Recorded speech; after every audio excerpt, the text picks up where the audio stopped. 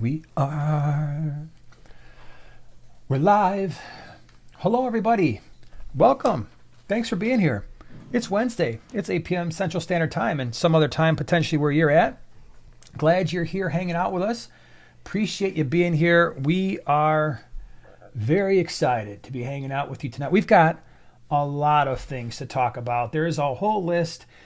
I promised you the last couple weeks that as we start getting back into fish keeping season, I think it's time to start talking about things that are important. Not that we haven't been doing that all year long, but every once in a while now we want to start adding in some more of the topical type stuff. And we're going to do that tonight with a subject that is important to you. I mean, it's a good one. And we're going to talk about that in a moment. But we've got a whole bunch of things going on, some things that have recently come to pass that are going to be pretty cool. So some things are cool, some things are different. So some things are different, cool. And oh yes, we do have a giveaway tonight. So if you're here and you're like, man, you did say there's going to be a giveaway, right? Yes, I did. I can read the title right here. It says plus a giveaway and fish Q&A besides talking about botanicals. Sweet. More on that in a minute. So things that are going on in the world of Primetime Aquatics. Monday, we did a video where we compared planted real plants versus the plastic plants. We did a little debate. Yeah. I must admit, I did voluntarily, I volunteered as tribute. I took the side, because how are you going to do that, right? You just basically, I didn't really have a choice. It would be really hard. So yeah, somebody had to point out the pluses. You had to do the bad cop.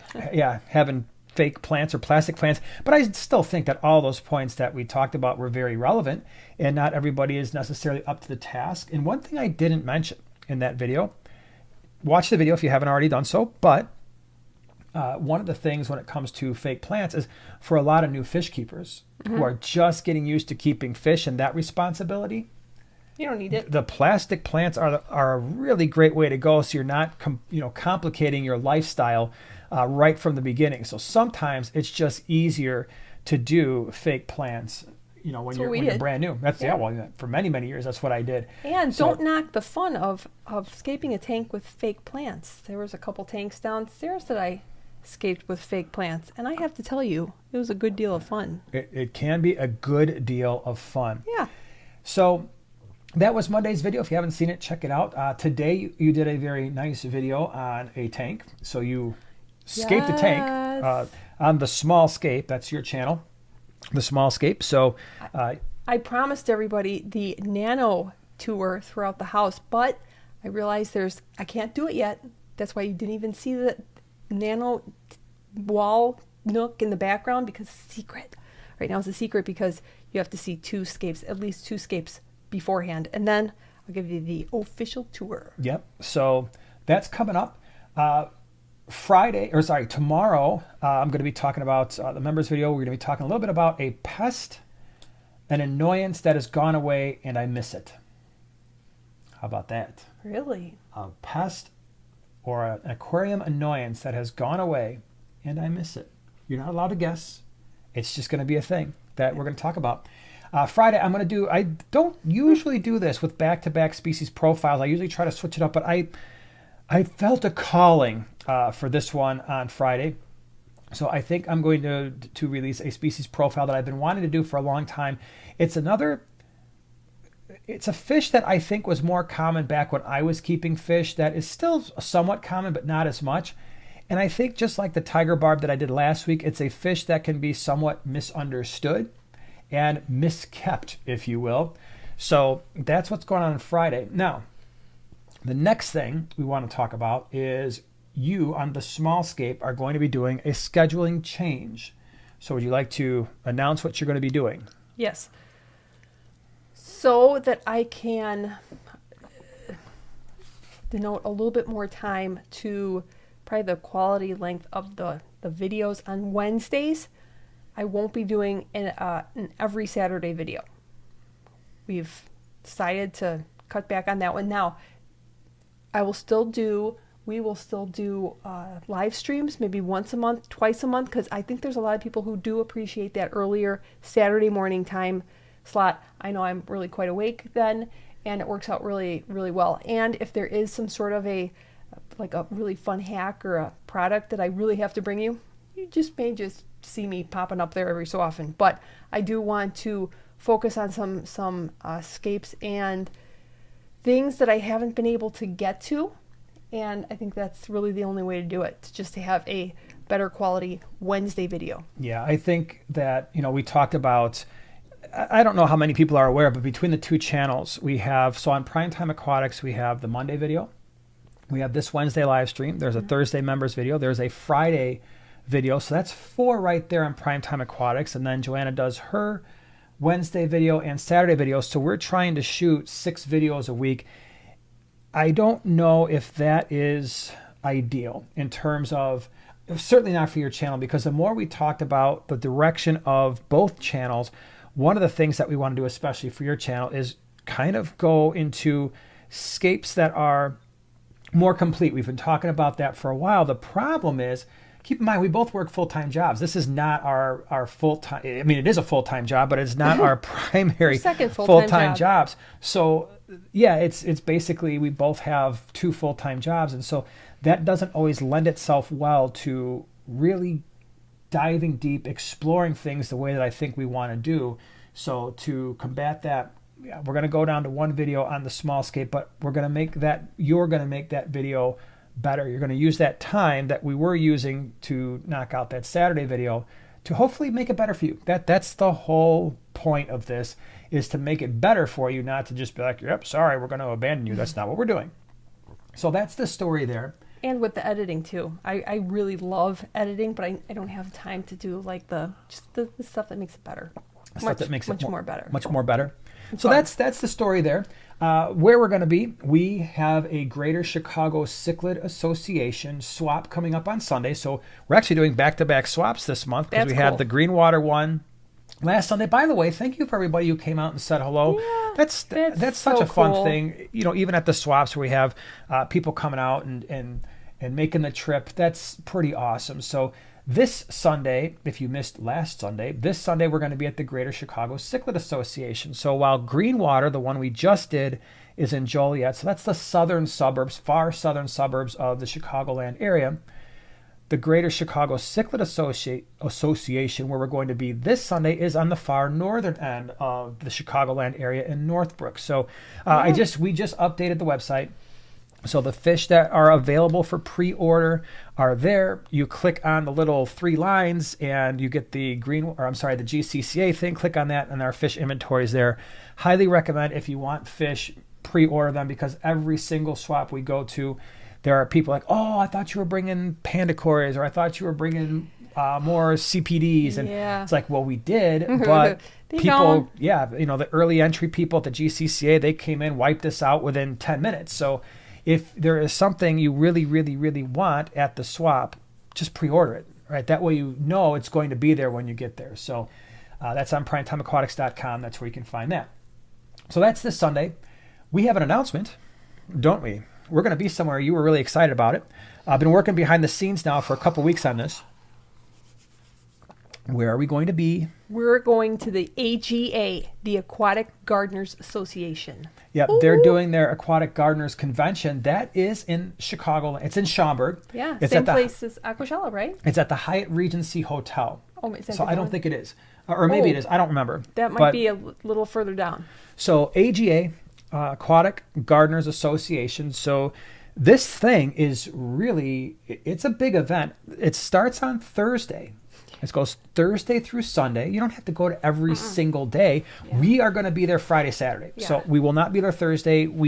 I don't know if we'll be there Sunday. I doubt it, because we've got so many things going on. But guaranteed, we're going to be there Friday and Saturday. So we will be in the vendor room there. And we're really looking forward to it. They're doing so many things. They've got a shed aquarium trip that they're doing. There is a banquet that is happening. I don't remember exactly. Go to the Aquatic Gardeners Association website to check it out for more information. But there's a banquet that they're doing either Friday or Saturday. There are a million talks. If you are into aquascaping and you are at all able to get to the Chicagoland area, it is September. September. It would have to be like 29th-ish. So yeah, September 29th through October the 2nd is when it is. So it's basically the last weekend of this month. It's the week before Aquashella. George Farmer is going to be there. Alex from Tank Tested is going to be there. George Farmer is doing an aquascaping demo. Alex, I believe, is doing a talk. Garden of Eater's going. Garden of Eater's going. Yep, that's going to be cool. In Awesome. Shelby. I'll see you there. Woo! That'll be fun. Yeah. There's like a million talks that are going to be going on, and they're going to be doing what was it, Wabi Kusa? They're doing demo? a Wabi Kusa or workshop. Wabi Kusa workshop. There's Yeah. also a nano aquascaping workshop. Yep. So they have a lot of different events. I can't wait. I've never been, and I'm totally can't waiting. Yeah. So the moral of the story is it's and Sunday I believe they've got an auction going on. So for those of you who want to know what a fish or in this case plant auction is like, these are the types of things you'd want to check out because it's probably going to be a fairly large auction. At least that's what I'm imagining. I haven't been to one of these before, but with all of the stuff they've got going on, it's really going to be cool. Again, check them out. The Aquatic Gardeners Association. Check out their website. I wish I would have linked it. I didn't. If you can find it on one of your electronic devices and put that in the chat, that would be pretty cool. So that's where we're going to be at the end of September. And then the very next weekend, of course, in Chicago, in Schaumburg, that is Aquashella. That's October the 8th and the 9th. That's a Saturday and Sunday. That is a completely awesome event as well. And I found out that, and let me just, hold on, before I say this, let me double check something here real fast. But anyway, yeah, Aquashella, if you haven't been to one, trust me, it's absolutely worth your time. If you're going to do Aquashella, I say this all the time, get the VIP tickets. The VIP totally tickets, worth it. you get in a lot earlier. You don't have to wait in the line as long, not nearly as long. You get to do the meet and greet with all of the YouTuber people, not just us, but there's, Corey, Zenzo, Irene, I think she's going to be there. Don't quote me on that one. John and Lisa from KG Tropicals. So there's so many different creators there, and you get some time where it's not so crazy packed and crowded and everything like that. So yeah, it's going to be a lot of fun. Flip Aquatics is going to be there. So okay, so it is posted on Aquashella. I am going to be speaking at Aquashella Chicago. So what I'm going to be speaking about there is Lake Tanganyika and cichlids, kind of giving an overview of Lake Tanganyika and cichlids and just the types of fish you can keep and what their requirements are. So it was a talk I did I get them so confused now because I don't speak at every single one. I think it was Orlando. So I spoke at the Orlando one and did that talk, and then I didn't speak at Dallas. And so Chicago we'll be doing that one. So looking forward to that. It's always a lot of fun doing that. So that's what's going on in the land of where we're going to be. Now, subject. We have something to talk about today, eh? Yeah. Yeah, get on with it. I know, right? After all of that. Well, we had a lot of cool, fun things, fun announcements. And by the way, Mark, thanks for being a member for the last 9 months. Appreciate it. He says, good day, everyone. Good day, Mark. Good day. Thanks for hanging out with us and being part of the crowd. So the Botanicals, can we just start with what are they? Did you just post? I did. Awesome. Look at that. The small scapes. You posted the... I hope it works. So botanicals, can we talk about that? Let's start there. What is a botanical? Give us some examples. Well, some examples of botanicals are leaves. They can be cones. They can be bark, and they release tannins. And these tannins are really good for a lot of different reasons. Not only the health of the fish, Cooling but down. Just the properties of the water. Also lends a little bit of a color if you like that color, but it also will fade too. You can even get them in, you didn't bring this over, they even have tea bags that I had gotten from Tom.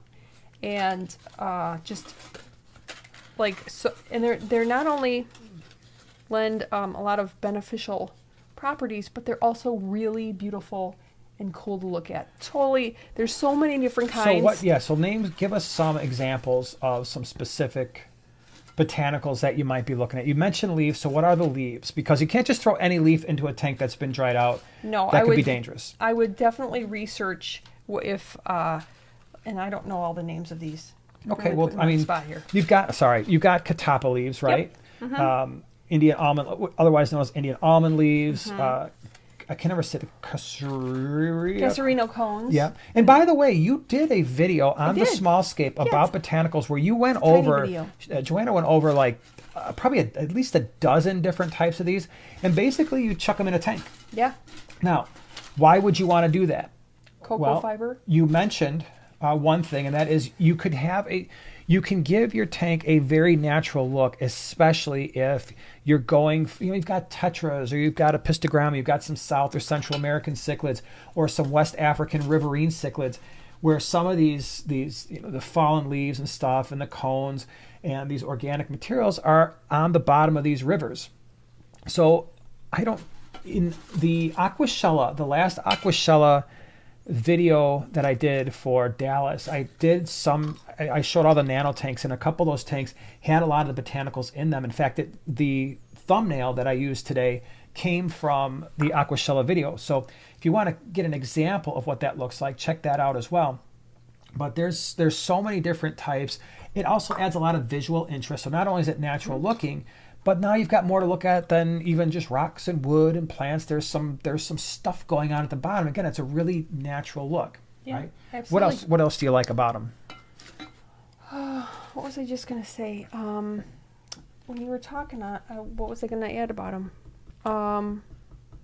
Well, it gives a lot of what I like to use, especially the scape that I did on my video today, is if you have shrimp, especially if you're having shrimp with other little critters, with fish that may find the little shrimp babies very tasty, you want to give them lots of cover. They're going to really appreciate that. There's really no fish or shrimp that will not appreciate having a little bit of cover that they can duck and hide in. And that was going to be one of my points, as well as the botanicals. You've got these leaves. And by the way, you don't have to throw. If you've got like a 2.5 gallon tank and you wind up with something like this, you don't have to just chuck this bad boy into the small tank and be like, oh, it looks kind of weird. You can take this thing, break it apart into pieces, and yeah, fish will hide under it. These sometimes, especially if you've got the South and Central American cichlids or the tetras and stuff, the fry love it because there are microorganisms that connect to these botanicals, and you'll see fry and shrimp just picking off of them. Besides this, you've got the choya wood, like longwood. I wish I had an example, but it's got all the holes in it. A lot of small fish and shrimp really like that stuff. Those microorganisms will feed not just fry, but smaller fish as well. Just regulars, like really small rasboras and stuff like that, which is pretty cool. So you get this natural look. You get this basically the structure in your tank, places for fish to feel secure, places for fry to feel secure. The other thing it will do is it will, and some people like this, some don't. It depends on how you prepare this, but this will add some tannins to your tank. So if you're looking again for that more natural feel, you want to darken up the water a little bit, never underestimate the power of less light in your fish tank to make a lot of different fish feel a whole lot more comfortable. A lot of people think, oh, if I darken up the water, I'm not going to see my fish as much or as easily. Some fish don't really like bright light, and so when you darken it up a little bit, they actually feel a lot more confident. And there are fish that actually show much better color when you've got those tannins. I'm thinking of I've seen discus tanks with some pretty heavy tannins, geophagus tanks with heavy tannins, the tetras, like the greens and the neons. Bettas. Oh my gosh. You'll see those neons flying through a tannin tank, and those colors really, really shine. So it provides a very different look. Now, if you don't want as many tannins, you can always boil these things for a while, and then when the brown water, when that comes off, pour it out and then put these in here. Now, it won't quite have the same benefit necessarily as just having this, because those tannins are also antimicrobial. So the tannins will actually be a little bit healthier environment for fish. Now, things to consider when it comes to water parameters. The tannins are going to release something called tannic acid. That could lower pH. Now, that could be good or bad, right? If you've got fish that like a lower pH, most likely the tannins are going to lower your pH if your carbonate hardness, your KH, is also low. So if you have a KH that's like in the single digits, especially 1 to 5, 1 to maybe 6 or 7, you add the tannins in there, that could actually, over time, lower the pH a little bit. Now, if you're like 0, 1, 2, 3, it could lower it a lot, so you got to be very careful. That could be great if you're keeping certain types of cories or certain types of tetras, or maybe some dwarf cichlids like rams or apistos. That might be a good thing. Might actually help them breed. Now, if you're keeping African cichlids or guppies or some of these fish that really like the harder water with a high pH, and you've got like, well, my water's not very hard, but my pH is okay, you chuck this stuff in there, that could actually be a problem. All right, so you want to just be a little bit aware of the types of fish that you have. What else do you want to add about it? And you do need to be careful, like you said, if you don't want to add too many, because you actually can overdose your tank with too many of these. So I wouldn't really recommend putting just wads and wads into a tank. Right. So moderation is key at first until you get a really good idea of what your ecosystems are doing, how they're responding to adding this organic material, because that's basically what it is.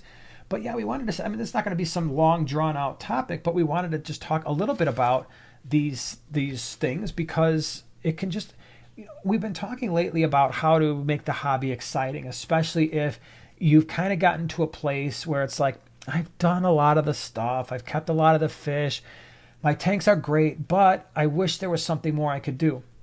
Well, sometimes it might be just switching up the environment or keeping a different type of fish and adding something like catappa leaves or cholla wood or different types of driftwood, and seeing how the tank responds in terms of pH, and then seeing how your fish do.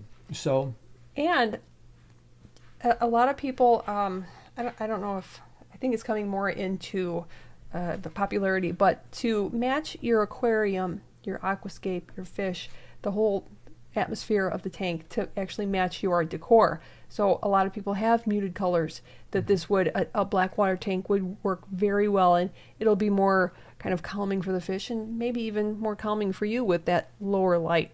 And at Aquashellas, for those of you who have been to an Aquashella, you are probably very familiar with Melanie. She always does a scape at least one scape at the Owaza booth. Very, very talented. She specializes in black water tanks. So if you ever want to check out her Instagram, Mimi Loves Germany, I believe that's what her tag is. But if you want to get any inspo, really great. Like I think she just did one recently with Grammy. Oh, it's like she's got licorice Grammy. Yeah, oh my gosh. Yep. Just really beautiful. And it's you really can't beat it for a very natural, and it can be very, very simple to scape. You can do her very high level, but you can also just do very, very simple scapes that are just very natural. Yeah, it's definitely something to consider. Yeah. Adding a little bit and just playing around with it a little bit. Rachel, thank you so much for the super chat. Saw you're talking Orlando on the Lake Tanganyika cichlids and have bought some Brichardi, Neolamprologus Brichardi, for the first African cichlids. Super enjoying them. Great talk. Well, thank you so much. I'm glad you were there. Glad you enjoyed it. Brichardi are great. They're really beautiful fish. If you're not familiar with them, the Brichardi are more open water-ish type fish, although they like to hang around rocks, breed in the rocks, but they kind of get this really nice silver with a little bit of iridescence. They get these long, almost white fin trailers on their tail fins and on their dorsal fin. Really pretty fish. They will breed fairly readily, so you actually have to be a little bit careful, because the Brichardi I don't know if if I had to say, if there was a Lake Tanganyikan fish that was closest to breeding like guppies, the Brichardi, and actually the Maltese, the shell dwellers, those would be two where it's like, once they get going, look out, because they will really get going. But they're so pretty. I'm glad you like them, because a tank full of lots of babies, that's right. A tank full of Brichardi is a very striking thing. There's another fish like it, if you ever get a chance. It's Neolamprologus pulcher. It's the daffodil Brichardi. So instead of being like silvery and with that little blue dot, it gets a lot of yellow. Saddest story ever. I'm going to bring down the vibe a little bit. I'll bring it back up again. Yeah, don't worry. I had a tank full of these things. I had a tank full of the daffodils Brichardi, which had the yellow in them, and some caudal punctatus, the Neolamprologus caudal punctatus, the caudal punks. And the heater crashed. I didn't catch it right away, so it was down, and that was when we were not heating the fish room. It was right by the window. The tank got down into the 60s. By the time I noticed that they hadn't been eating for a day or two, that's how I noticed. By the way, if your fish ever just magically stop eating and you haven't checked the temperature of your tank, it's definitely worth doing. So these guys, they stopped, and then by the time I got the temperatures up, I had lost the whole group. It was very, very sad. But now, on a brighter note, we've got the Brichardi here. And if you ever want to consider you like Brochardi, but you're like, that's pretty cool, but do you have anything cooler? Masked Brochardi. Those are cool too. I want them so bad. Yep. I saw those at the Aquatics in Ohio. Yeah. Super cool. Yeah, those are awesome. Can I mention something here? Of course you can. Rocky and Miles says my Mexican dwarf crayfish Lenny has his own tank full of plants and botanicals, and now some black diamond sand. Nice. The winner from the Yeah, giveaway. that's awesome. Let's see, living his best life. That's That's fun. really cool. Yay. I've got an orange dwarf in right now. So cute. I really like them, and I didn't think I'd like them at all. So, fun fact. We talk about the swaps all the time, and it's very confusing for new people. By the way, if you've never been to an aquarium swap, like a fish swap, a lot of people think, oh, if I go there, I'm trading fish. No, it's basically a flea market for fish. However, this last swap, we actually did some swaps with other vendors. And so we wound up with a group of the Scyphia multipunctata, which is something I really wanted for a while. So I've got a group of those. And the reason why I mention it is because our orange crayfish is in with them. And then I got a group of peacock gudgeons. And for those of you who've been with the channel a long time, you know that a long, long time ago, I used to breed them. And John, one of the guys from Greenwater, he's like, yeah, you know what? I don't think I'm going to go ahead and breed these things. You want them? So I put them in a 10 with a ton of Java moss. Fun fact, forgot I put them in that tank for like a day. So I didn't feed that tank. I'm like, all of a sudden this morning, I'm like, oh my gosh, the fish are in here. They were fine. They really appreciated some North Fin community flake and a little bit of live baby brine. Like, yeah, it's time to eat. But got those fish, so it's pretty cool. Tesla, thank you so much for the super chat. What are we doing here? 637. Nice. Love it. Love the number game there. Good evening. Good evening to you as well. Thanks for being here. So yeah, we are gonna take some questions. Don't worry, I know we still got the giveaway. We're gonna be doing that pretty soon. We haven't forgotten. Not to worry. Thanks for Dave and Oinkmaster being here, our moderators, hanging out with us. That's great. Glad you are here. So that's awesome. If you have a question, it's always best to put the @Primetime Aquatics in front of your question. It highlights it in orange for us. Makes it a little bit easier to see, which is pretty cool. Marley says, stocking idea for a 35-gallon. Well, it depends on your water, right? Depends on your water parameters. A 35-gallon is probably at least I would bet that's a 3-foot, probably like a skinnier 3-foot tank. I had a 35-gallon growing up. I mean, I was a kid. It was one of our first tanks. I don't know. I'm really into right now, smaller fish in a larger volume is a very striking thing. And a 35-gallon is a nice sized tank to do some nano type fish. You got like a top 3 you would do? In a 35, small fish. Besides the green neons, we all know that. Do we all know that, though? Don't we all need to hear it? Green neons. Let's see. Oh, my gosh. I personally would think a big old group of some embers would be amazing. They're beautiful orange color. Let's see. What else would I do? I think gold tetras would be really fun. Yeah. By the way, the gold tetras would be one in a dark water tank, in a botanical type tank, where those things would really shine. When they're young, they are very silvery, and then as they get older, they get more of that gold. But yeah, they would really pop. I still love green kubatai and chili raspberry combo. In a 35? Oh yeah, but in that size tank, the chilies I'd probably have like 30 or 40 of them, and then in the green kubatais I'd do at least 15 or 20. I could see chilies. Yeah. I mean, think about how cool that would be. And then at the bottom, you do just like I would do like a long fin cory cat, maybe like a half a dozen of those just hanging out at the bottom. So yeah, I dig it. With the chilies, the problem with the chilies is then you're kind of limited. There's not going to be a whole lot of like centerpiece fish going on. By the way, did you tell people that you got some breeding activity in your 20 long? Did we mention that last week?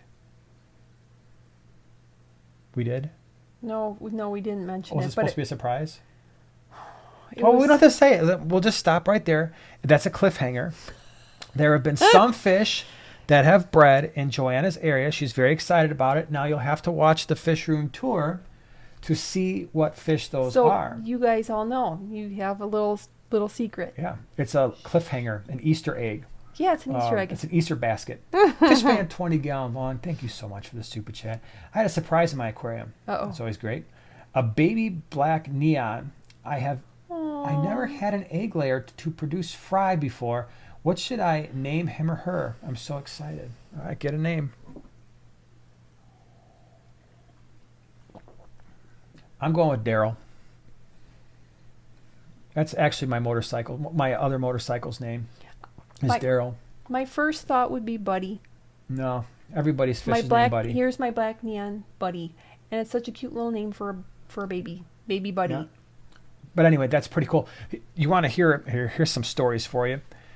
I might have said this, so if I said it, you could just stop me now. We have a 10-gallon, one of our 10-gallon quarantine tanks when we were away. Oh, yeah. I think I told this part of the story. Her sister was like, hey, man, there's the tank up here with the really, really tiny, tiny little babies. What do you want me to do with those? I'm like, what are you talking about? She's like, the upper right 10, there's little tiny babies. And I'm like, no, there's not. There's nothing in that tank. She's like, yes, there is. Sure enough, when I got home, there were little tiny babies in there. I had no idea what they were. For a couple of weeks, I'm looking at these fish. I'm like, what are these? Because it was one of our quarantine tanks. So we'll throw fish in and then they come out eventually when they go to swap. So I'm like, I have no idea what these things are. It took me a few weeks to figure it out because they were very small. I'm looking at them like, oh my gosh, they're Florida flagfish. So we have Florida flagfish growing out, and they're actually very energetic for being such a tiny fish. But now they're getting a little bit larger. And once they got a little bit larger where I could actually kind of see what they were, I'm like, oh, so the Florida flagfish, we had them and they actually had some babies. Happened again. We have a 20-gallon quarantine tank that I put some clown loaches in. You actually went through there for the swap last weekend, and she's catching clown loaches out. Well, I go in there the other day, and I don't remember what I was doing. I think I was just feeding them, and all of a sudden I'm like, what the heck is moving? I'm like, did the clown loaches breed? I'm like, all right, time out. The clown loaches are like 1.5 inches, so they're not breeding. First of all, they don't really breed very well in captivity. And second of all, they're way too small anyway. So I'm like, what the heck is in there? I mean, there was like a dozen of these fish in there, and they were clinging to the wall. That was a tank where we were housing Juliochromis transcriptus. It's a rock-dwelling Lake Tanganyika fish. They were pretty small. So I think what happened is they were breeding in the rocks. We got them all out. We removed them all because we took them to the swaps. The parents are all gone. The eggs must have hatched because there was nothing in there. And then there's like at least 12 or 15 little tiny babies swimming around. And the clown loaches are too small to be like, they're just leaving them alone. So that was pretty cool too. But they're getting really excited now when it comes time to eat these little tiny, tiny slivers of fish. Got some really great name suggestions. These are really cute. Some of these, I do actually have a list of names that I have in the queue for fun fish. Squirt. That's really cute. Or let's see, wait, I'm missing some because my chat is popping up. Poppy, that's adorable. Joan, like Joan Jett, super cute. Darth Vader, Sparky. Oh my gosh. Daryl, like from The Walking Dead. You could go that way. I think that's Daryl and. This is when Larry, I first named my bike, I was thinking Larry, Daryl, and Daryl. Yeah. So I actually need. I need a couple more bikes because my big bike's name is Earl. So then we're gonna rename him something else. Oh my gosh. Sparky, that's cute. See how fast you shut me down? I did, but there were two, if I may. Let's see. All right, Country Strong and Free. Hello. Hey, Joanna, this one's for you. Can I use cottonwood leaves in my aquarium? I have a big cottonwood in my front yard that would be an endless supply of leaves. I'm not familiar with the leaves. I know the wood is pretty light, like buoyant. So right now we're just going to say probably not. Yeah. I don't know. Let's just say I don't know. Try Googling botanical aquarium cottonwood leaves, but not that I've seen. Like on, when I'm just scrolling through lists of different botanicals and stuff, but that would be really cool though if you could use the leaves that you happen to have. That would be pretty sweet. Bobda says, "What is the best automatic fish feeder?" So I don't have a ton of experience with fish feeders because we have people. People are the best automatic fish feeder. Gotta get yourself some kids and some neighbors and some sisters, and they'll all feed the fish. But if you're looking for a machine, I have the Eheim fish feeder. I've had the thing. I've had a few of them downstairs forever, Every once, I haven't used it in a very long time. It's been a couple years, but they seem to work okay. The big thing with fish feeders is you want them to be able to not get clogged and hold enough food where if you're going to be gone for a few days, they they still have food when you get back. So the Eheim ones are pretty good. They run on a timer. So that could be something to look at. But other than that, I don't know a lot of. So if other people know good fish feeders, feel free to chime in. I just thought of the coolest name Okay. for the little baby, like Neon. Because if you think about it, it reminds me of my kitchen tank where my centerpiece fish was like a Mira rasbora. Because usually centerpiece fish are bigger, but he was really tiny. He was my star of the show. One of the coolest characters in a Marvel movie with the coolest name. I think this would be really great because it's a tiny little fish, big name. Heimdall. Yeah, that's easy. And to then say. you could tell him to open Or the Bifrost. spell. Nobody will know what you're talking about. They'll be like, "Wait, what is it?" Remember, you'd always get his name right. Because it You was would Lambdow. He I would call him always Lambdow. call him Lambdow. Yeah, and It's Heimdall. Meow Meow is the name of the Mew of the. Mew. Yeah, I don't even know how you're actually supposed to pronounce that. Yeah. But anyways, Hold on, I saw one. Alberto, what's a good schooling fish for a 20 long? So you've got a lot of options for a 20 long. A lot of the rasboras we always talk about. So the best schoolers of the fabulous three, though, from the Mira, the Chili, and the Dwarf, are the Dwarf. Yeah, They're the dwarfs. smallest schooling fish. You get a bunch of them. So, all right, so Mira rasboras, dwarf rasboras, chili rasboras. They're really small, though. So if you've got larger fish in there, even like a dwarf gourami, you can say goodbye to some of those chilies and possibly some of the dwarfs as well. Little bit larger than that, you've got the CPDs, otherwise known as the Galaxy rasbora. The dwarf emerald rasbora are pretty cool. Embers. Well, hold on. Let's stay with the rasbora theme for a second here. You got the exclamation point rasbora. Then your tetras. You got your ember tetras, your golds. Neons work pretty good.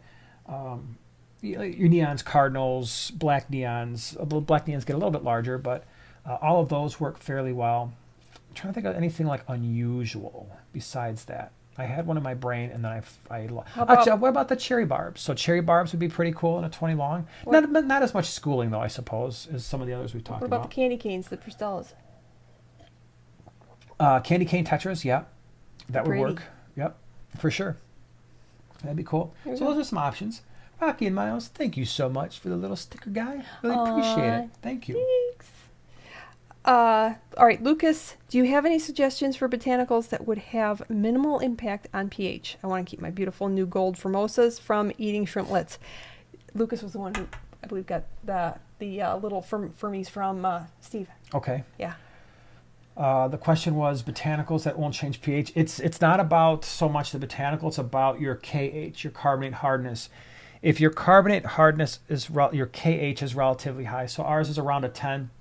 These botanicals don't really do anything to our pH, but we're also not loading up 3 straight inches of botanicals all over the bottom. We might be throwing in a few leaves, in a 10-gallon, 20 long or something like that. So we're not just packing the stuff full.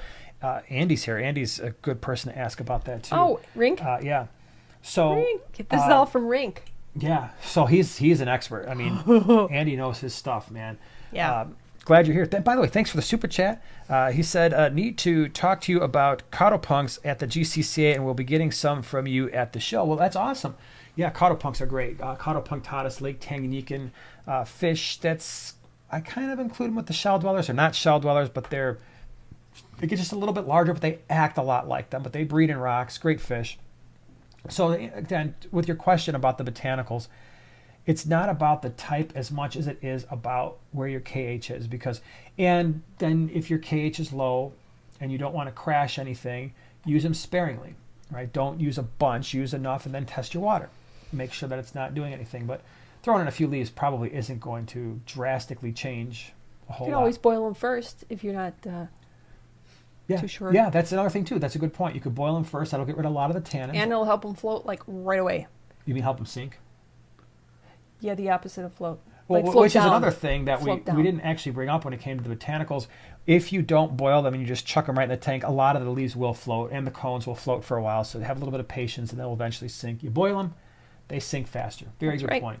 I think we should do the giveaway. So we're doing a little early. we're going to do it a little early. It is right in line with what we've been talking about tonight. So it's a theme that we're doing. All of this stuff came from one of our 2 channel sponsors. We have Fritz Aquatics and Flip Aquatics. So Fritz Aquatics gave us this stuff to give to you. Fritz Aquatics makes all kinds of really cool aquarium additives and medications. Oh my gosh, if you go on fritzaquatics.com, you will see all the high-end meds that are really, really good, as well as all of the, the Fritzzyme 7. We talk about it constantly. Live nitrifying bacteria. The Fritz Turbo Start is really, really great. So before we get into this, though, look at the jumping. Oh my gosh.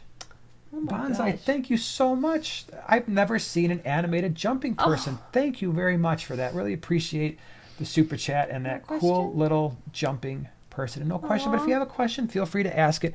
I would do it after we get through the giveaway, though, because otherwise the question's going to get buried in the numbers. It does.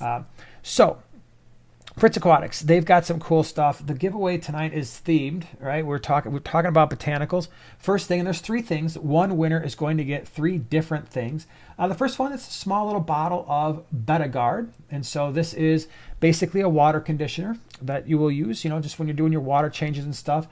So Betagard is the first thing. And then we've got the more closely related things, what we've been talking about. Check it out. A whole box of catappa leaves. So we've got the catappa leaves here. Again, this is Fritz Aquatics. By the way, if you are looking to purchase these things, if you don't win, flipaquatics.com. They have these things. Another channel sponsor. They help keep our fish room going so that we can bring you the content. And but Fritz, they've got these packaged up. It's really nice. Nice little package. Big, nice, juicy leaves. They're huge. You did a video on them, I think, at one point. So you're going to get these. And then you're also going to get the Nature Box. This is one of my favorites. It is my favorite. The Nature Box, kind of a cool idea. You get the Indian almond leaves. It's like a fun pack. You also get the Indian almond bark. Which is super cool again. It's just a chunk of bark. It's and so then cool. the, I can't say this. Casuarina cones. Casuarina cones. Really so you cute. get these different sort of entities going on. So you're going to get, the winner is going to get all 3 of the things And why right don't you here. mention, you haven't even mentioned what one of the coolest things about these 3, and you got to hold them up together. Okay, Like what hold the on. coolest. Are you out? Here, you hold those 2. Okay, All right. coolest thing. Anybody have any guesses? What's one of the coolest things of these 3 things Because I have no idea what you're talking about. that Fritz does? What does he do? What do they do? It's like the coolest packaging. It is the coolest packaging. Yes. So Bam. Love the colors. Love check it. out fritzaquatics.com. Look at it's an educational thing too. If you go to fritzaquatics.com, you click on the freshwater thing, click on the meds, you start reading through and you'll learn about what all the meds do. It's pretty cool. You'll learn about the water additives like the Fritzzyme 7, or hey, what's the difference between Fritz Complete and the ACCR and stuff, and what's the benefits there.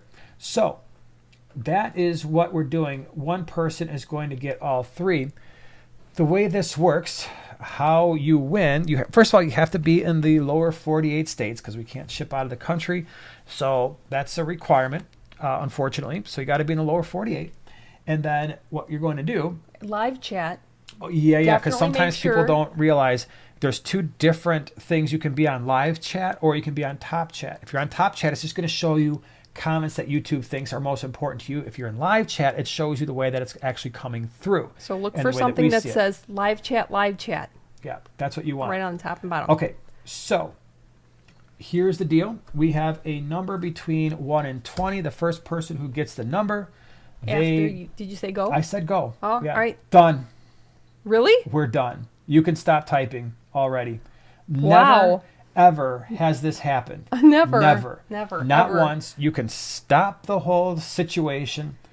There has already been a person Yep. who probably was like, all right, as soon as they say go, we're going to do it, right? You got it? Yep. Beta Aquatics, you were the very first person to type in a number 13. You won the stuff. So Yay! congratulations. Your Beta's look gonna at love it. Skydiver. Oh my gosh, there's a bunch There of was people. a lot Skydiver. of- lot of 13s. The Zen. Zen. You typed it in. There was like a bunch of people who had fast Yeah. fingers. Yeah. That's so cool. But like I said, don't worry. If you check out Flip Aquatics, these aren't super expensive. They might go for, I don't even want to say because I don't remember, but they're not like, going to I think around 10. break the bank or anything like that. But so here's the deal. Beta Aquatics, what you have to do is you need to send us an email to, ready? Here's the email address. Prime Time Giveaway, Singular. all one word, primetimegiveaway@yahoo.com. Send us your name, your address, all that stuff. We'll get this stuff out in the mail hopefully this week. Sometimes this one over here, she slacks off, but usually we try to get it out by the end of the week. It's just really fun product that I see products it doesn't like register. Take me to the post office or take me to the UPS. I just say, hey, here's cool fish stuff. Yep. So and then I say, duh. Matthew does stuff. Bro, I was second again. Oh. Don't worry. We'll have another one. We do these at least a couple times a month. Yeah. Like I said, we say this a lot, but one of the things that we wanted to do with our channel sponsors is we wanted them to give us, hopefully supply us with a lot of things that we could then turn around and give to you, because that's exciting. So that's how we roll with that. But again, I can't stress it enough. Check out fritzaquatics.com. It's a learning experience. If you want to see something pretty cool and just kind of go through the products and learn, especially what the meds do, because they've got some of the best meds out there for sure. Fish fan, game over. Thank you so much for the super chat game over guy thingy. Appreciate it. All right, let's see here. We're going back to the questions. Let's see. It says, all right, wait, Beta Aquatics says, Jason, can you forward it towards the Fish Fam Christmas? What's the Fish Fam Christmas? I don't know what that is. What is that? If you so send me an email. Yeah. Send me an email what that is, because I don't want to try to do a conversation over the live stream and then lose a comment. If you send me what that is and what to do with it, absolutely I will. And I will say that it's from you. So definitely appreciate it. Yay, that was fun.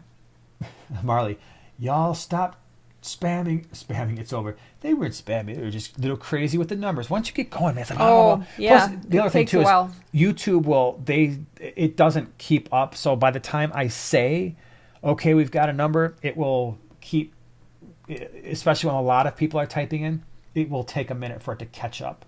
So it's crazy like that. Bonsai Science says, no questions, but I stocked my 47-gallon off your stocking video 2 weeks cool. after the arrival of my final edition pair of quad red cockatoo pistos already have now swimming fry. That's awesome. That's really cool. Congratulations. I love when a pistos breed. And they will even breed. A lot of people think that for all a pistos you have to keep them in a lower pH and softer water. I have found for the more hardy type of apistogramma, which for those of you who don't know what they are, they're dwarf New World cichlids. They're absolutely, a lot of them are stunning. We've kept a number of them. Pistogramma, we've bred Cockatoides, we've bred Agassizii in our hard Chicago water with a pH of 8.2, and the fry survived. We've had Panduro breed, but the fry did not survive.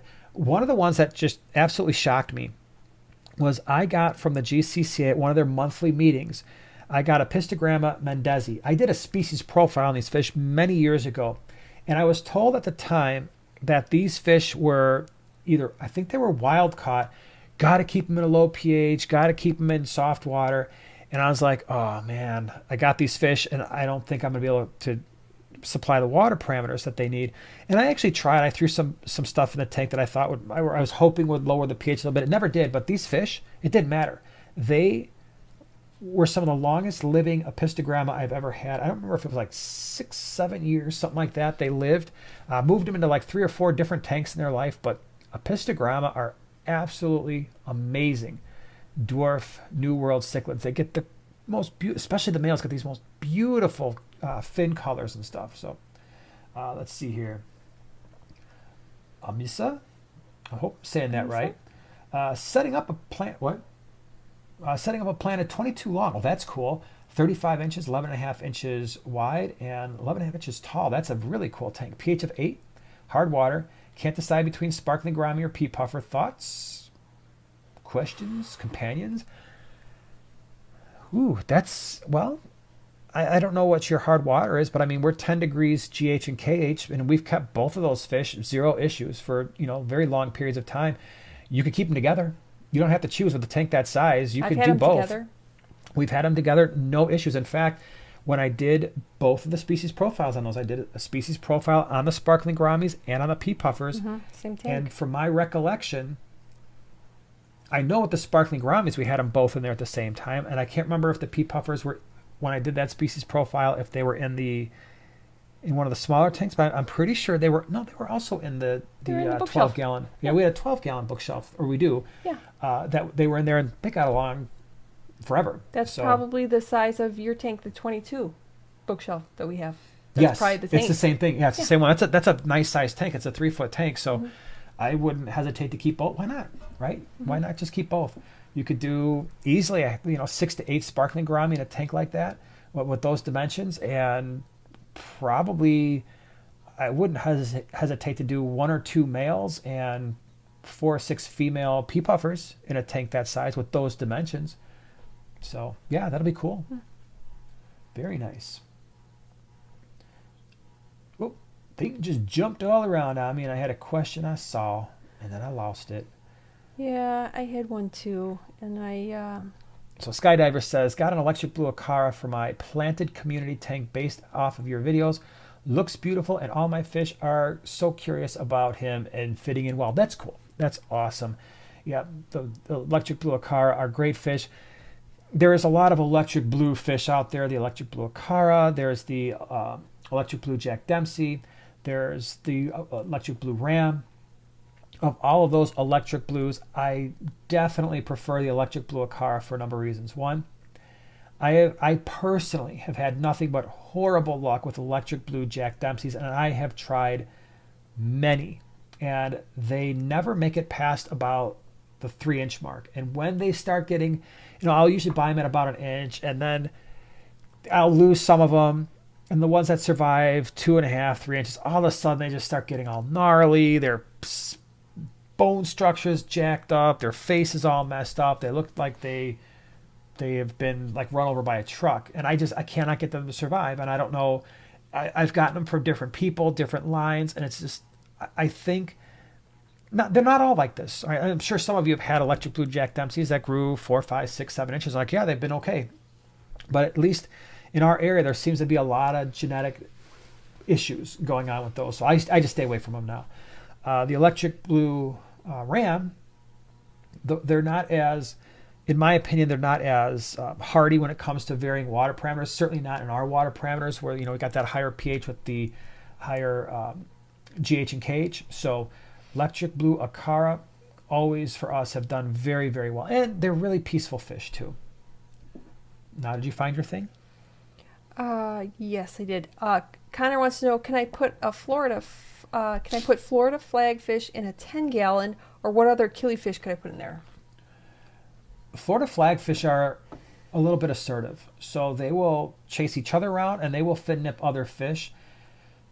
The size isn't a problem, for the Florida flagfish in a 10-gallon. The issue might be if they decide to get a little bit fin nippy with whatever else is in there.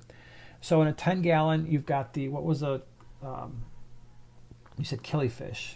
Yeah. I don't. So first of all, I haven't kept clown killies. I mean, we've kept those, but other killies, I don't keep a lot of the killies because a lot of them basically are seasonal. So you get them, they look amazing. If you're not breeding them, they die within a year or so. So it's like, I don't want these fish because I know they're only going to be around for a year. I don't want to get attached to them. But the clown killies would be, just make sure if you get killifish, you have to cover every square millimeter of the top of that tank, because they will find a hole, they will jump through it, they'll laugh at you as they're hitting the carpet, even though you're not even there, because you'll find them 2 days later, like, what's that crusty thing I just stepped on? Oh my gosh, that was my fish. So clown killies are cool. Just make sure that you keep your tank very, very, very, very sealed at the top. Ooh, Keeping Aquatics has a good question. Does anyone have recommendations for a beginner breeder just breeding to support the hobby? I'm thinking fish swaps and auctions. Yeah, that's how a lot of people start. I did a whole series on this, and the first video in that Breeding for Profit series wasn't about specific fish. It was about how to choose fish to breed. because I think that's a great place to start. And it's a place that when you watch these things, sometimes people don't talk about how do you make the decision? How do you know which fish to breed? So watch that series, because I think that's going to really provide you with a lot of what you're looking for.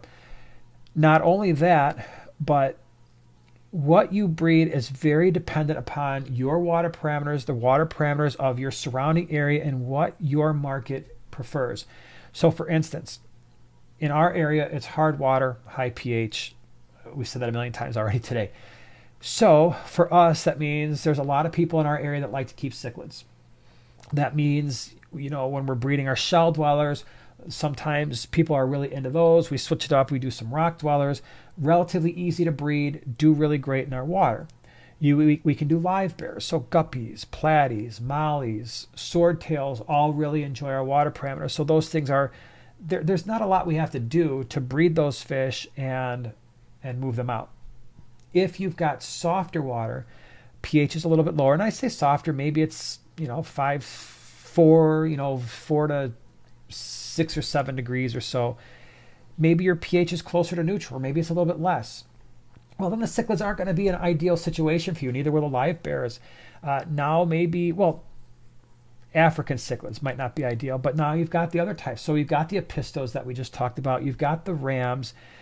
You've got, if you really want to get into the tetras or the barbs, something like that, you could do that as well. But I would say a lot of the smaller cichlids are some of the easier ones to breed. So if you're doing apistos or rams, the Nanacara could be a nice choice in that mix as well. Crebensis don't really sell that well, but those things, if they're high quality, those will do well. And if you've got the harder water, stay with the smaller cichlids, the Lake Tanganyika and rock dwellers, shell dwellers, can be a good start. Now, in our area, I will say that the shell dweller market has basically dried up. I think in terms of Maltese and Similis, everybody who wanted them has them. They all have tanks that are thriving with them. They're all looking for a way to be like, okay, how do I move these out now that I've got 60 of them in a 20 log? And so they generally, at least in the Chicagoland area, aren't selling all that well anymore. All right. Well, Matt's Aquatics made it. So, all right. Let's see, what did he say? Glad I made it. I always have youth group on Wednesdays, so it's hard for me to catch the beginning, but at least I made it. Oh, nice. Glad you're here. Joanna. Very nice. Yeah. Very nice. And then there's, this is interesting. This is from Moose. Can different Apistogramma subspecies cross? Sometimes, yeah. I would keep them separate. When I'm keeping peacock cichlids or Mbuna, I don't worry about it as much. Some of the peacocks, they will hybridize very easily. Sometimes we just get some really crazy cool looking OBs. Mbuna, in my opinion, don't hybridize very easily, but when it comes to things like shell dwellers, especially like Similis and Maltese, I don't want them crossbreeding. And if it comes to my apistos, yes, they will sometimes hybridize, and I just don't want to muddy up those genes, because those are fish that to me, they just look so amazing when they're in their purebred form. I'd hate to throw some hybrids out there and then kind of screw things up. So if you're going to be breeding it, if you're going to be selling them or moving them to anybody else, I don't know if I would mix it. Now, if they're very different, probably not. But if they're, if it's just a variant of the Cockatoides or Agassizii, then I probably wouldn't mix them. Here's the second I'm going to BOGO here. Okay. Kiwi Mango. I have a question. I have a seeded cartridge in the tank with fresh new ceramic rings bag. How long will it take for the beneficial bacteria to travel to the rings? Give it 4 to 6 weeks. That's generally what we do. It's a pretty safe estimate. Well, there'll be some bacteria on there after a week or two, yes, but really get that thing so that a lot of that surface is covered, and 4 to 6 weeks is usually a pretty safe estimate, and then you can chuck that bad boy in the back of a different hang-on back and add fish very slowly, and you should be okay. Second Floor Aquatics. I haven't heard of anyone having good success with the electric blue Jack Dempsey's. Our local fish store says they hear from their customers the same problems. Yeah, and again, I don't want to just cast a broad statement that they're all horrible, because I have seen some that grew fairly large and looked pretty nice, but man, for me, it's been very rare to see that. And my personal opinion is they're tough. They're really tough to see grow past a couple inches, at least around here. Ross Baltimore says, I pay every month and I'm a loyal subscriber, but can't post my Instagram handle without it being removed. On the chat here, the chat will not accept links for websites and stuff like that. That's just a really? setting. Yeah. So the best way to do it is just to reach out via Instagram if you wanted me to check something out. But it won't allow I didn't know that. links to post unless you're a mod or this one over here. I saw something I wanted to answer. Oh, tank mates for cribs.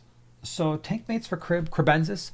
Cribensis are basically a West African cichlid. So they're not like the super hard water, high pH cichlids that you're used to seeing from the African Great Lakes. We've kept them with all different types of neons. So black neon, standards, golds. They don't get huge. They get about the size of an apisto. Maybe 3.5 inches. They're not super aggressive either. I've kept them with angelfish. I've kept them with, just about any community fish that, I've kept them with I'm not saying this is necessarily going to work. I've had them with bettas. A betta, it worked just fine. Any medium, like anything larger than a neon tetra type usually works okay. I've kept them with live bears before. That one, I think that worked okay. I don't remember having any issues. I don't remember them getting fin nipped or anything. Mollies, swordtails, dwarf gouramis, honey gouramis have worked. I've kept them with regular gouramis without any issues. We had a 75-gallon at one point that was filled with like a dozen cribensis that had, like I said, it had angels in there.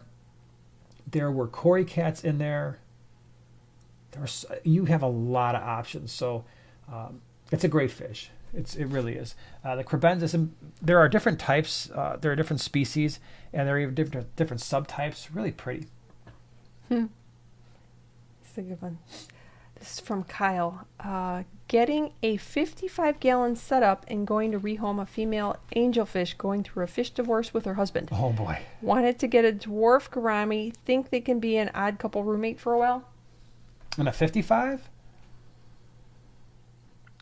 Yeah, maybe. It's something I would probably try. I'll just have a backup plan. The thing is that whatever fish you're leaving in whatever angelfish is the male that's going to be sticking around, whatever angelfish is going to be that 55, I'm assuming it's probably running the tank. Angelfish they're not super aggressive like African cichlids, but here's what I would do. I would add that dwarf gourami with the lights off. And I know some people like to leave the lights on. I am a lights off person when I'm adding cichlids to an established cichlid tank. That way the new fish can just get in there, go lay down. It's dark. Nobody knows it's there. The lights come on. Usually as soon as they start waking up, I'll start feeding the fish. And to me, over the years, that has done the best job of reducing the likelihood that there's going to be aggression. Now, the nice thing is a dwarf gourami is not a cichlid. The angelfish is, but they're not necessarily always terrorizing other fish. So just have a backup plan. If it doesn't work, where can you put the other fish or one of the fish? All right. Matt's Aquatics. Have you ever kept blueberry tetras before? I've never kept them, but they look beautiful. Let me look something up because the blueberry tetra, there's different. I have a tetra that has been referenced as the blueberry tetra. No, this is not the one. This is not the tetra I'm looking for. I have not kept them. They look pretty cool. Basically, they look like, probably you've been researching them more. They look like very similar to those Emzuls that I did the species profile on, only more blue. That's a cool looking fish. So I'm sure they're probably expensive too, right? Like the Emzuls are. We have a superstar in the house. We do? Who's the superstar? Well, we're talking botanicals, so Melanie Holmes is in the house. I was Melanie, talking about you earlier. Yeah. We said to go check out your stuff. Your Instagram, and you're it, man. Yep. You're the pro. And then you've got Melanie's got a tank on the Aquashella video I did that you should, if you want to see botanicals and how it's done the right way, check it out. Check out the Aquashella video. Think you like dark Dallas. water tanks? Look at her tanks, and you will. Yep. Be like, sign me up. Michelle, do any of the shrimp colors glow under black light? Not that I know of. I've never tried it, but I don't know. I don't think so. Yeah. There was a question on food Hold somewhere. on, I'm going to answer this one. Casey says, can you guys suggest a ram that would be a good community fish with angels and an electric blue acara? Will be are adding some Congo tetras soon as well.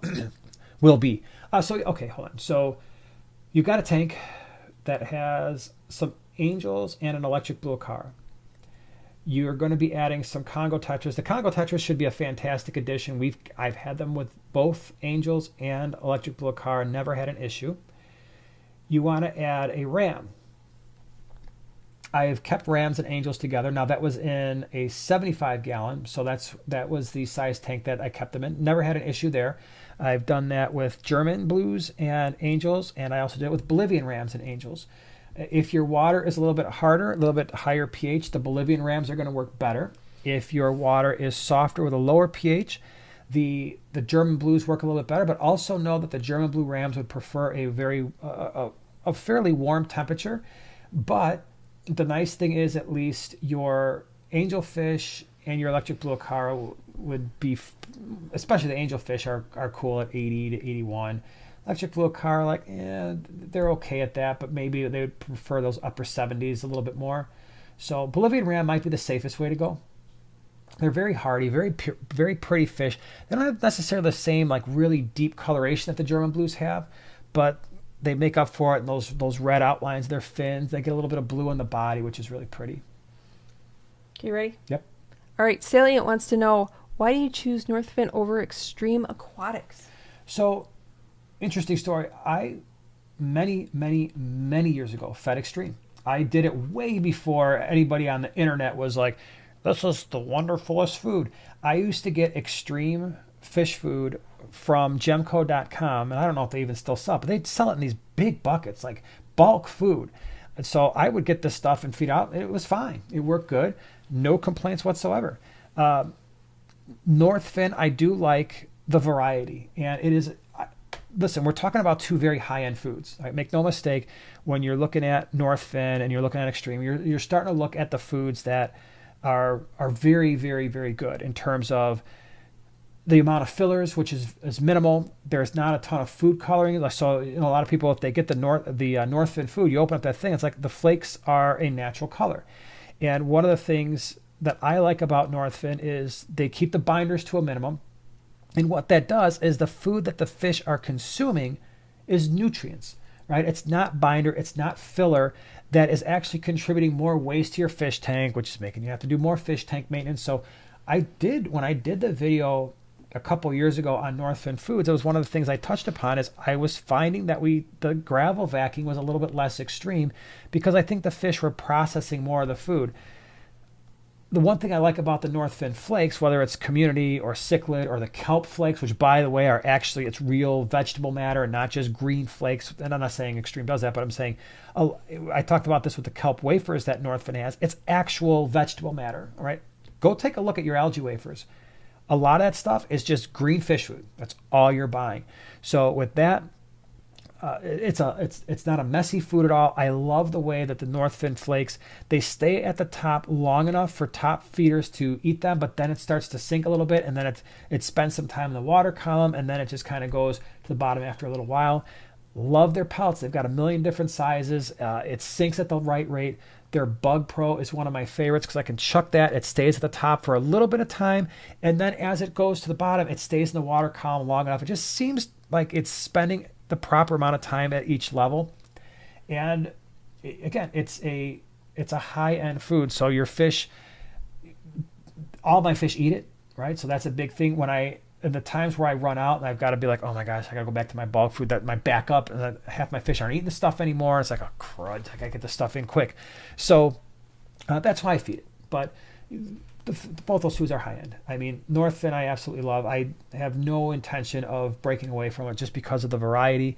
We've got so many different types of fish. It's nice feeding that variety, knowing that they're getting a healthy food, knowing that they're going to be able to utilize a maximum amount of nutrients too. Did you get this super chat? No. What? I think you're. Oh, here we go. No, my yeah. thing was stuck. Okay. Edwin, thank you so much for the super chat. Suggestions for shrimp, 20 long. Depends on your water parameters. If your water parameters are like, plus 7.0 and your GH and KH are a little bit on the higher side, so you're in the upper single digits at least, maybe in the double digits, Neocaridina. There's a million different types. Check out flipaquatics.com and take a look at the varieties you can get. I mean, we've had a million different types. We've had the black rose shrimp. You've got the yellows, Love 'em. orange, Pumpkin shrimp, red cherry, the blue dream. Yeah. There's so many different colors that you can get with the Neocaridina if your water is very soft, right? So you've got very low KH, low GH that you might even have to boost a little bit, your pH a little bit low. Now you got all the Caridina, and it's just, you got a bunch of options there. The nice thing about a 20-gallon long is you could start out with a dozen, as long as there's no other fish in the tank and it's just a shrimp-only tank. Put a bunch of Java moss in there, live plants, and let them just breed. Let them go crazy. The one thing I will say, if you mix different colors of Neocaridina, they will often all default back to a brownish color. So I would pick a color that's your favorite. Stick with those for a while. See if you breed them. See if you like it. Now, Edwin also asked, this is a good question. Is there a centerpiece fish for a shrimp tank? It's not so much centerpiece like one single fish. It would be more like, are there fish that would look good with shrimp that aren't going to devour them? In which case you just want to stay really small. So we've mentioned this a couple of times already, like the small Rasboras, the chili Rasboras, the exclamation points, the Miras, the dwarf Rasboras, these really small Rasboras that are about the same size as an adult shrimp, actually maybe a little bit smaller. So you stay with those, maybe like your pygmy cories. You can keep snails with them, like the mystery snails, the nearite snails. So I would stay with very small fish, but there's not really like a centerpiece fish that I would trust. When I say centerpiece, like, I'm going to keep a gourami or I'm going to keep a small cichlid. Those fish will most likely pick off most of your babies, your shrimplets, and even some of your juvenile shrimp. So I stay away from like the centerpiece, the typical ones. Stay more with the very, very small schooling fish. What's so funny? This is funny from Low Life Aquarium. Last question. It was weird when the store guy said all water is soft water, and he had cichlids in soft water and guppies in soft water. Okay. It's funny. It's funny. Yeah. So all water is soft water, huh? All water is soft water. Well, that's news to me. Yeah. Because I did a whole video on water hardness, and that's not technically at all even close to remotely true. If you got water, so it's all soft. Those terms are scientific terms. Soft water, moderately hard. I mean, those categories that we throw around, soft water, moderately hard water, very hard water. In that video I talk about, there's very specific numbers associated with those terms. Let's see here. Fred's Fins, thank you so much. Hope I'm saying that right. Thank you so much for the super chat. Really appreciate it. You think it's cheaper to buy used tanks and restore them? It can be. I think it's cheaper if you find larger tanks. If you're doing any of the typical $1 per gallon tanks, probably not. Like for me, I would never even consider, because it's not worth my time to reseal a 10 gallon or a 20 or even a 55, maybe not even a 75, because I can wait for the Petco sale with the 55s and the 75s, get them for 50% off, have a brand new tank that I don't have to worry about for a while. But if you're starting to get into the larger tanks, like some of the 6-footers and larger, yeah, because those, tank prices are almost have like an exponential curve as you go larger. It's like you get the $1 per gallon ones, at Petco, the 10s, the 20s, the 29s, right? So they're very, very cheap. Then you go to the 40 breeder, and for a while those were also $1 per gallon along with the 55s, and then they started doing not $1 per gallon, but 50% off. So it was a little bit more expensive. Once you get out of, and then the 75 gallon was kind of like the highest they would go for those sales usually. Then once you get beyond that, Now a lot of times you're looking at the 6-foot tanks, and you'll notice those tanks get significantly more expensive. So for instance, all the 125s, we have 4 125s. I got them all, 3 of them were on sale. And at the time, at the pet store I bought them, it was a 125-gallon tank. I might have been, I don't remember anymore. It was either $200 or $300. But I remember at the time thinking, wow, this is a really great, I think it was $200. I think it was $199 on a Black Friday deal. Normally, I just went to that same store to see, okay, I thought when our 125 broke, I was got to get another one. That was like $700. Yeah, it's a lot cheaper at that point to find a used 125 that someone's selling for $150, reseal that bad boy, and you got a great tank. As you get out of that, 125, the 150s, the 210s, the 220s, way more expensive. Now just the tank itself, at least in our area, could be $1,000, $1,100, $1,500. So you just went whoosh, right. Now you're looking at, what is that, $5, $6, $7 per gallon. So yeah, just depends on the size of the tank. Hold on here, Desert Fish. Thank you very much for the super chat. The best channel out there, always full of great information. Thanks as always. Well, thanks for being here. I appreciate that. Appreciate you saying that. Oinkmaster says, going to my first fish and carnivore plant auctions at the Keystone Clash next week. Oh, cool. Very cool. Wish me luck. Super excited, hopefully, to get smallish plecos, multis, and Venus flytraps. How fun. This, just not that long ago. I don't know, maybe like last year or so. I was at the garden center and they had the little tiny Venus flytraps. So I took like a little twig or something like that and put it right and it started closing. I was like, oh. So here's a fun story. I don't think I've ever told this story before, so you're going to get to hear it. I was a teenager. I went to the Jewels, which is actually Jewel Osco in the Chicagoland area, but all us Chicagoans who have grown up here call it the Jewels. You should call it the Jewels. Well, at the Jewels, they had, this is a grocery store, they had plants, and one of the plants they had was a Venus flytrap. So I'm like, I was a punk. I'm like, oh, this is awesome. This is going to be my new pet. So I bring this Venus flytrap home and I set it on the kitchen table. At some point, after a couple weeks of having this thing, I was eating my snack, and so my friends were over. I'm like, I bet this thing is hungry. They're like, yeah, it looks hungry. I don't know. Its mouth was open. It looked hungry. So I took what I was eating, which happened to be canned chili. I took a kidney bean and I chucked it in the Venus flytrap. And it went whoosh. I'm like, dude, I just ate a kidney bean for my canned chili. This is so cool. It wasn't cool. You know what happened? It got heartburn. And the whole leaf turned brown and died. And then the whole thing died. So I learned a lesson with the Venus flytrap. Oh my gosh. Don't give it chili, canned chili, because when it gets a little case of heartburn, it can't burp, it can't really do anything, and it just dies. You gave chili to a baby? Ooh, yeah, that's a movie quote. Yeah, you gave chili to a baby? What's wrong with you? So, yeah, it was unfortunate. But now you know. Whip Squirrel says, I got a 210 tank, stand, and glass canopy for $600 on sale back about 10 years ago. That's a really good deal. 210 for $600? Man. And you got the stand and the glass canopy? I'll scape that bad boy. I'll take that action. I'll scape that bad boy, Yep. Whip. Noelle guessed it, Mr. Mom. Wow. Well done. So did Cheryl. Cheryl's got it too, Mr. Mom. Really? Cheryl too? That is, hey, and that was wow. basically... You gave your baby chili? Yeah. Yeah. That is a movie that I watched as a kid, and it's one of those things. We actually have it on Yeah. DVD, and every once in a while I'll watch it. When the kids were young, because it's other than a couple parts, which I know to skip right away, it was fairly family friendly. I mean, as long as you know where to skip. The kids got so sick of that movie. Yeah. Like, all right, guys, come on, let's go watch Mr. Mom. They're like, ugh. I don't want to watch Mr. Mom. The movie's stupid. I probably scarred them. Probably. Both of our boys. Well, I says, can you mix Molly's and Tetras? Yeah, as long as you're, again, water parameter type thing.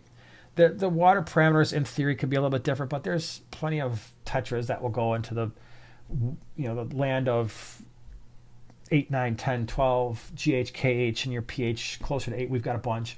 So, yes, in terms of temperament, yeah, I would say if I were going to mix them, I'd probably want at least a 29 gallon. Tracy has blackbeard algae. What say you? What do you do? Sweet. Embrace it. Embrace the beard. Sweet.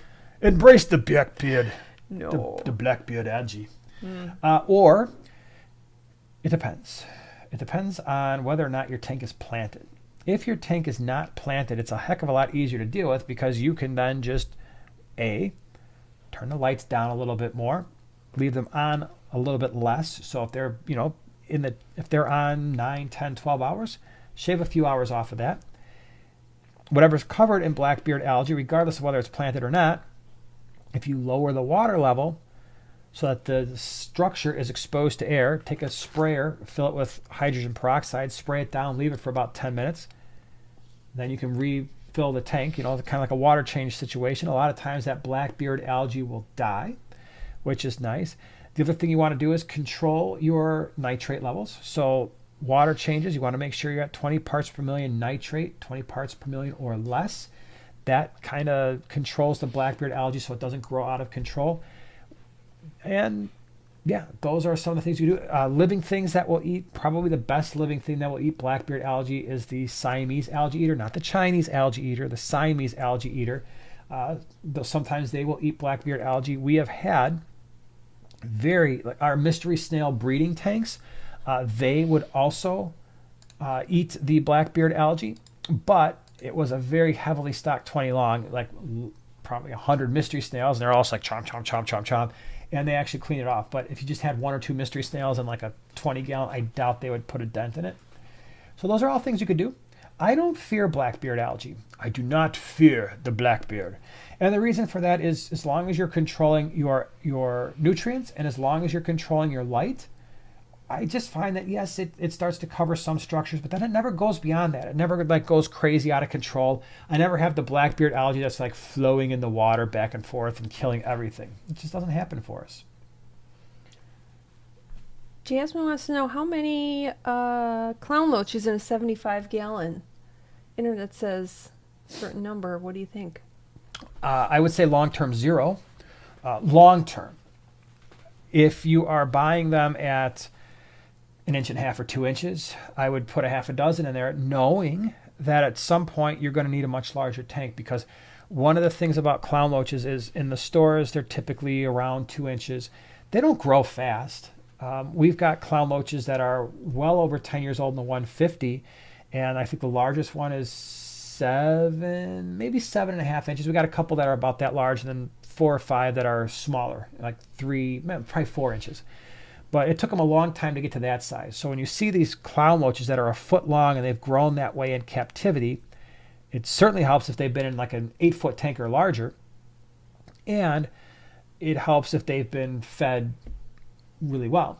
But for people, the average fish keeper, it's going to take a while. But in a 75, if you put them in there, know that most likely in the next 3 to 4 years or so, you're going to want to move them up to at least a 6-foot tank, and then probably an 8-foot tank, because they get big.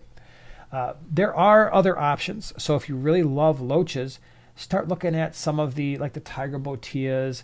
I really like the red tail botilla, and I've brought them to swaps. I've shown them off before. They look like a clown loach in terms of their body shape. They act like them in terms of their goofiness. They like to be kept in groups. They have a blue body though, so their whole body is blue. It's like a blueberryish color, and their tails are red. So in some ways it looks similar to like a red tail shark, only they don't get as dark. The blue isn't as dark, it's a lighter blue, and the tail is not as red, it's a lighter red. But they don't get as large. So they're a little bit easier to keep in a regular sized tank. But I love clown loaches. Casey wants to know where can you find a snow white long fin bristlenose pleco? Snow white long fin bristlenose pleco. If I wanted one of those fish right at this moment, the 2 most likely places are going to be Aquabid, which you got to be careful there, do your research. It's basically like a Craigslist for people selling fish. Some people are really good at it and sell healthy fish. Some of them, they're going to mess you over because they're not used to shipping fish and they don't know what they're doing. So Aquabid would be one place. The Wet Spot, which is located in the upper northwest. I've never ordered from them. know lots of people have. They seem to enjoy it, but their lists are massive. They've got a lot of different fish there. I don't know of any like. The other place would be Exotics. in Wisconsin. Yeah, freshwater exotics. Yeah. Yeah, although I haven't talked to them in a while, and I haven't seen them at the swaps. I don't know what they're doing right now, and if they're still in the fish game. Mm-hmm. I wonder. But freshwater exotics, their specialty is plecos. So, and I've been up there. I did a fish room tour. If you look at our videos, this is probably 3, 4, 5 years ago. I did a video on freshwater exotics. Pretty cool place. They had a lot of interesting fish. Ross says I bought longfin snow whites on Aquabid for $600, 5 of them. Man, those are expensive. I've got one longfin. It's not white though. It's albino colored, but it's blue-eyed. I had a group. I bought a group at a GCC. No, it wasn't GCC. Rare Fish. I don't know where it was. It was one of the club meetings. Bought a group. Only one of them survived. It's kind of sad, but I didn't spend a lot of money either, so it was okay. Let's see here. Beta Aquatics. Can you type the email in the chat to collect the winning from tonight? Appreciate it. So Joanna's doing that right now. Yep. What is Aquabid? Yeah, Aquabid it's basically like it's like a Craigslist for fish keepers. You go to Aquabid and you look, you search for the fish, see if anybody's got them. So a lot of people in our club sell at through Aquabid. That's kind of how they support their hobby. Is they'll breed fish, and they are experts in shipping fish. They've been doing it for 20 years, so they can make a decent amount of money selling through Aquabid. Second Floor Aquatics, thank you so much for the super chat. Just wanted to say hi and thank you both for all the great information you guys share. By the way, still working on the shirt problem, but haven't forgotten y'all.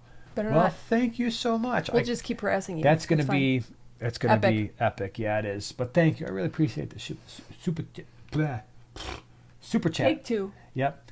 That's the clue. We'll do a couple more questions and then we'll call it a night. Truth will out. Glad you're here. Can you cut up leaves into tiny leaves for a child's aquarium? No. Jeez. No, absolutely not. Yes, you can. Yeah. So yeah, if you can crumble them. You can. No. Again, make sure that they're aquarium safe, right? So we were talking about the catappa leaves and all the botanicals. Oak yeah, leaves. I would just take this thing and bust it into pieces and put it right in But there. I did a video for my pumpkin shrimp. I think it was on prime time, wasn't it? Like years ago. Oh, yeah, that was a my long autumn time theme ago. tank. Yeah. And I show a different way to get yourself some tiny leaves. Oh, that's right. You should do that on your channel. Have you done I it was on your I was channel? thinking about it because fall is in the Yeah, you need to do air. that because there's a cool way to get tiny leaves. The shirt problem. Lucas like, what's the shirt problem? Don't worry.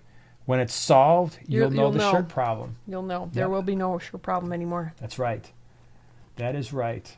Ross says, I've got some stuff Aquabid right now. Sweet. Yep. Let's see here. Thornton Casey, first time tuning in. How does the giveaway work? Well, unfortunately, you missed it. The giveaway, we do these, but and I'm sure in a couple weeks we'll do another one. We usually have a product that was supplied by us through one of our channel sponsors. We talk about it, talk about how cool it is, and then we give you rules on how to win. Usually we do the giveaways somewhere, within an hour of us starting the live stream. Yep. All right, everybody. I think that is a good time to call it a night. Let y'all get to your evenings. Again, thank you so much for all the super chats and the stickers and everything. Really appreciate it. Dave and Oink, and I think Wendy was here, and I'm trying to Wendy look was through here here real quick. All the other moderators that were here holding down the fort. Really, really appreciate you being here and helping out because you make these things work, and it makes our lives so much easier. So thank you for that. Next week, we will be back next Wednesday, same time, same place. Have a great week, and between now and then, write out some questions, bring them with you. That's why we're here, is to kind of hopefully do the best we can to make your lives a little bit easier in the fish keeping, aquarium, hobby, space, place. So Area. Thanks for being here. We will see you next week. See ya. Bye-bye, everybody.